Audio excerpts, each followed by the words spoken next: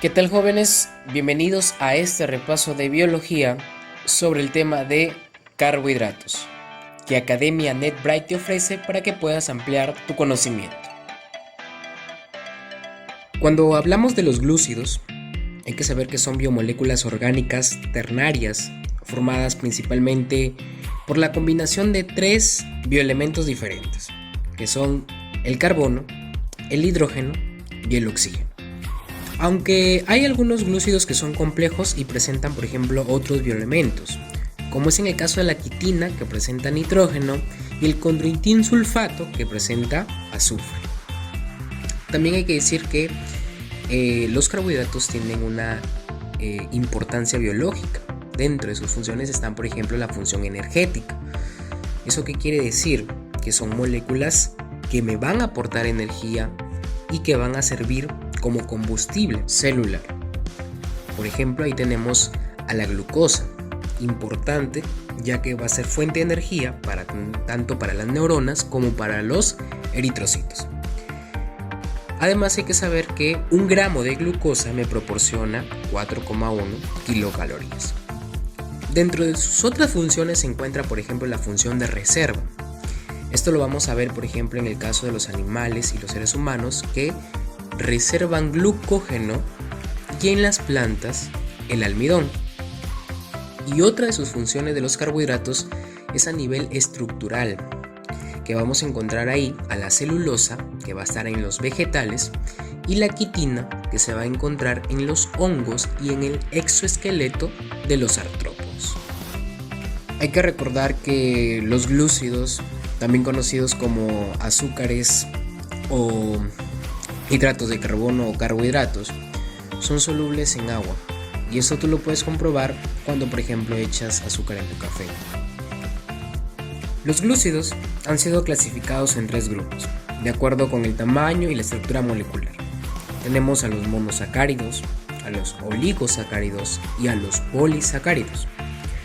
Cuando nosotros hablamos de los monosacáridos, también llamado osas o azúcares simples, ellos se caracterizan por ser dulces, hidrosolubles y cristalizables. Además, que son moléculas formadas por una cadena carbonada de 3 a 7 carbonos con grupos hidroxilos, y también presentan el grupo funcional tanto aldehído o cetona. Cuando presentan el grupo aldehído se les llama aldosa, y cuando presentan el grupo cetona se les llama cetosas. Así pueden ser polihidroxicetonas o polihidroxialdehídos. Según el número de carbonos puede clasificarse en triosas, 3 carbonos, tetrosas, 4 carbonos, pentosas, 5 carbonos, hexosas, 6 carbonos y hectosas, 7 carbonos. Y cuando hablamos de los monosacáridos por su estructura, estos pueden ser lineal, cíclica y silla o bote. Bien, algunos monosacáridos que vamos a tener son, por ejemplo, el gliceraldehído, que es una aldotriosa por contener el grupo aldehído, y la dihidroxicetona, que es una cetotriosa por contener el grupo cetona. Ambas son importantes porque van a actuar como componentes intermediarios en la glucólisis. Luego tenemos ahí a las tetrosas, como son el caso, por ejemplo, de la eritrosa y la eritrulosa. Dentro de las pentosas, que son azúcares conformados por 5 átomos de carbonos, y son importantes porque me van a constituir parte de los ácidos nucleicos y numerosas coenzimas. Dentro de las aldopentosas vamos a tener, por ejemplo, la ribosa, que es importante ya que va a participar en la estructura de los ácidos nucleicos y coenzimas, por ejemplo, como es el caso del NAP, del ATP, entre otros. La desoxirribosa, que forma parte también del ADN. Y tenemos por ahí también a la silosa, que se encuentra en la madera, y la arabinosa componiendo pues la goma arábica o goma vegetal. Y dentro de las cetopentosas vamos a tener a la ribulosa, que es importante en la fotosíntesis, y a la celulosa. Dentro de las hexosas, que son azúcares de 6 átomos de carbono, la más importante tenemos la glucosa, también llamada azúcar de uva. Hay que acordarse que la glucosa es el monosacárido más abundante en el cuerpo de los seres vivos. Es la principal fuente de energía para el sistema viviente. Esta glucosa es una aldohexosa. Hay que acordarse que la glucosa es el azúcar que circula en la sangre a razón de 80-120 miligramos por decilitro cuando estamos en ayunas. Pero ¿qué pasa cuando, por ejemplo, sobrepasa los límites de esto? Se ocasiona pues un cuadro clínico conocido como la famosa diabetes, que es una enfermedad que afecta pues al metabolismo de los carbohidratos, también de los lípidos y de las proteínas. Cuando hay altos niveles de azúcar en sangre se le conoce como hiperglucemia, y cuando hay una disminución de este azúcar se le conoce como hipoglucemia. Y cuando hay presencia de glucosa en la orina se le conoce como glucosuria. Y esto puede dar alteraciones como es en el caso, por ejemplo, como os he dicho, la diabetes tanto tipo 1 como tipo 2. La famosa diabetes mellitus, porque hay que recordar que también hay otra diabetes que se le conoce como la diabetes insípida, que es provocada por la cantidad baja de lo normal de esta hormona llamada antidiurética vasopresina o HAT, como se conoce también. Bien, la manosa es también conocida como el azúcar de raíces y semillas. Es una aldohexosa que constituye muchas de las glucoproteínas. Además, se va a encontrar en cantidades pequeñas en las paredes celulares de los vegetales. La galactosa es una aldohexosa formada por las glándulas mamarias a partir de la glucosa.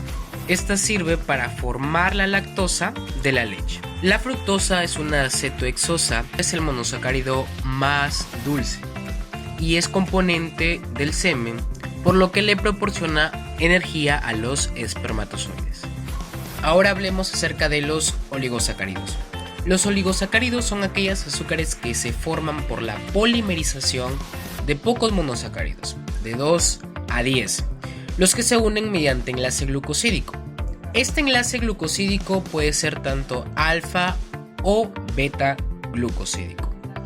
Dentro de los oligosacáridos más representativos tenemos a los disacáridos, los trisacáridos, los tetrasacáridos, los pentasacáridos y las ciclodextrinas. Pero en esta oportunidad vamos a hablar sobre algunos disacáridos. Los disacáridos son hidrosolubles de sabor dulce y cristalizables. Algunos disacáridos que vamos a tener ahí son, por ejemplo, la sacarosa. Es también llamada azúcar de mesa, sucrosa o azúcar invertida. Está compuesto por glucosa más fructosa unido mediante el enlace glucosídico alfa 1,2. La sacarosa es un azúcar que se encuentra en los vegetales y se encuentran almacenadas en los tallos, como es en la caña de azúcar, y algunas raíces, como es en el caso de la beterraga y frutos también. La maltosa es también llamada azúcar de malta. Está compuesto por glucosa más glucosa mediante enlace glucosídico alfa 1,4.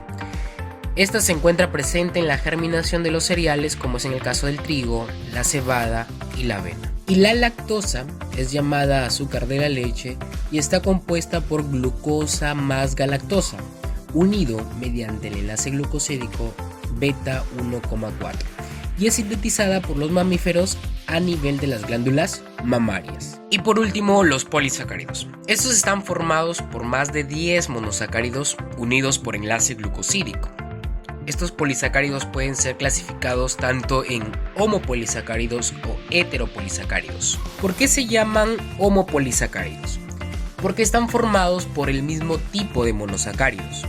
Entre ellos tenemos, por ejemplo, el almidón, que es un polisacárido de reserva en los vegetales y en algas. Está compuesto por glucosas y se dispone de cadenas lineales, amilosa y ramificadas amilopectina.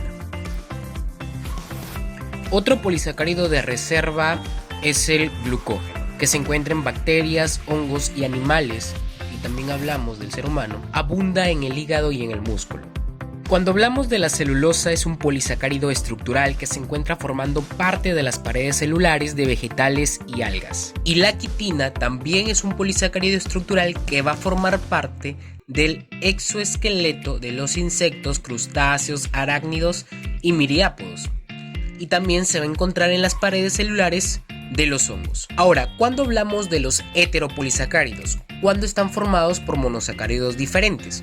Por ejemplo, la pectina, que se encuentra en la pared celular de los tejidos vegetales formando lo que es la lámina media. La hemicelulosa, que se encuentra formando la pared celular primaria de vegetales y algas. El ácido hialurónico, que es un mucopolisacárido que constituye pues la sustancia fundamental de los tejidos conectivos de los vertebrados. Está compuesto tanto por ácido glucurónico como N-acetilglucosamina y va a representar parte pues del humor vítreo en el líquido también sinovial, que sirve como lubricante. Luego tenemos ahí por ejemplo al sulfato de condroitín, que constituye parte de los cartílagos, huesos y tejido conjuntivo, y los peptidoglicanos, que están formados por N-acetilglucosamina más N-acetilmurámico, que va a conformar parte pues de las paredes celulares bacterianas. Y también tenemos por ejemplo a la heparina, que es un anticoagulante y que va a formar parte de la saliva de insectos hematófagos.